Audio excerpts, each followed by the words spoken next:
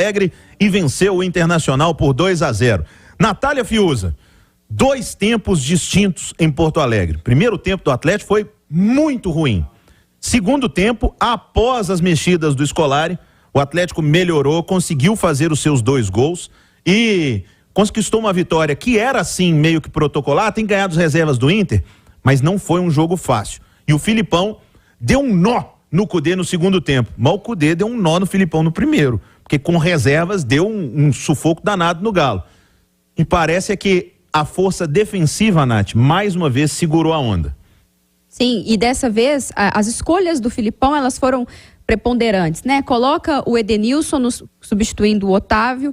No segundo tempo faz um ajuste do posicionamento do Edenilson, que passa a atuar pela ala direita, é dele o cruzamento, né? Pro gol que o Hulk faz posteriormente, mas assim, um primeiro tempo em que o Atlético só não sofreu gols pela atuação do Everson e porque o Luiz Adriano, vamos combinar, né?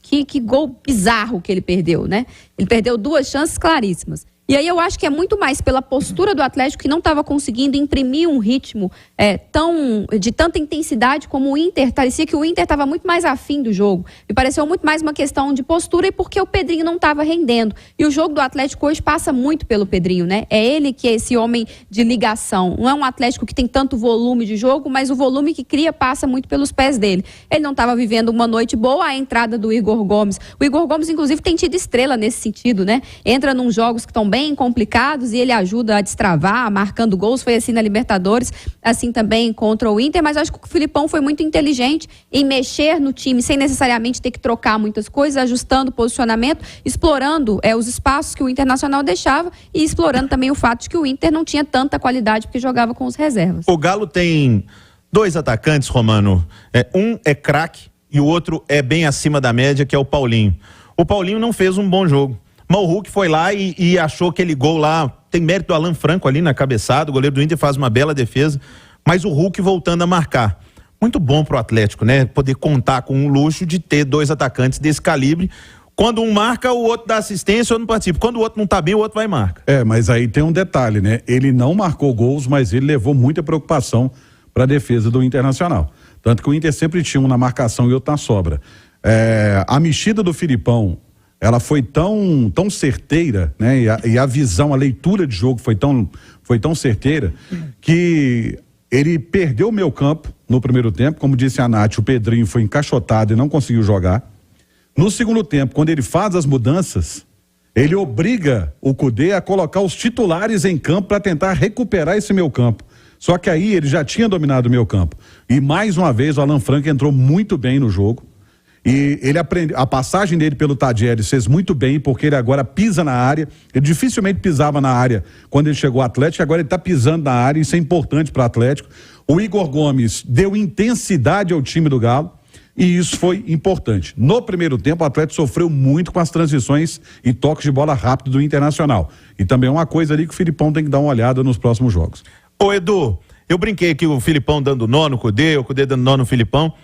Filipão deu um nó em você também? Porque na hora que ele deixou o Edenilson lá na direita, eu pensei, falei, eu colocava o Zaratio. E o Edenilson jogou bem, Edu. Ô Léo, primeiro o Filipão não errou na escalação, né? Não, ele colocou o time que ele mandou todo mundo imaginava que tá jogando. Que vinha rendendo, o Edenilson fazendo papel de segundo volante, o Pedrinho fazendo papel de um 10. Ele não é um 10, ele não é articulador. Mas ele é o que melhor se encaixou nessa função do 4-2-3-1 do Filipão, que não deu certo. E eu nem acho que o Atlético não foi bem porque o Pedrinho não estava numa boa noite. O jogo não favorecia o Pedrinho. O Pedrinho precisa de Paulinho, de Hulk e de Pavon mais avançados. O Pedrinho precisa de encontrar um passe com o Paulinho nas costas da defesa, com o Hulk, tabelar com o Hulk como ele fez contra o Cuiabá. E não tinha isso, porque o Hulk estava a 50 metros do gol. Paulinho e Pavon atrás do Pedrinho. Quando a bola chegava no Pedrinho e ele girava... Ele tinha que tocar pra trás. Não tinha ninguém e o Hulk no círculo central, então não tinha com quem ele jogar. E então o Hulk tomando pancada lá do zagueiro. Não era um jogo favorável para esse articulador, pro Pedrinho. O que faz o Filipão no segundo tempo? E aí me surpreendeu, porque eu não espero grandes mudanças táticas do Filipão. Ele espelhou o Inter. Ele volta pro segundo tempo, coloca o Atlético naquele 4-1-3-2 do Cudê, o Inter saía com 3, ele avança o Paulinho, o Hulk marcava os 3 que saíam. Não estava dando certo. Aí ele põe o Paulinho.